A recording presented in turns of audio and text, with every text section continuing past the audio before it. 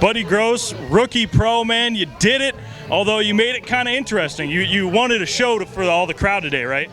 I did, but I really didn't want it to be that close. I can just tell you. Well, first of all, Michael Neal, good buddy of yours. You took him down. He's a huge Tennessee River pro. I mean, what's it like to beat a buddy? It's a double-edged sword. He's my buddy. I love him a lot, and he wants to win.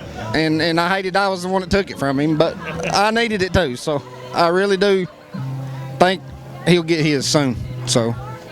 Well, let's go right into, give me a rundown of how you caught him this week. Let's talk baits, because we haven't really got into that. What was the key bait for you? Key bait today, or all week, has been a Hog Farmer hair jig in a 1 ounce white color. It caught most of my fish. Now, I did throw a fringe tackle swim bait, and I throwed a Tennessee River trimmer head with a Zoom fluke on it, and I caught fish on all of them, but most of what I weighed in, with the exception of yesterday, was on that hair jig. Now, yesterday I caught them pretty good on that trimmer head. But the hair jig was the big deal. It was, but yesterday, I thought I'd go back and catch them today. I never would have quit. I'm talking about I made 4 casts and I caught 3 over 4 pounds on the trimmer head, and I really thought they was going to be there again today, and I thought I was going to be good. So I left my first place really early, thinking I was going there to catch them. Went there and it wasn't far apart, and I didn't catch them. Now I'm thinking, well, I'm going to start all over. So I went back and started all over. But I caught 2 fish in a totally different place today, and thank the Lord I caught them, because that's only 2 bites I got today. The interesting thing was where you were fishing that bait. You were fishing it in grass, right? Eelgrass. Yeah, eelgrass. I'd found several clumps of it, and once I figured out that they were keying to it, then I started looking for more, and I wound up with probably 20 clumps, but only 5 of the clumps produced.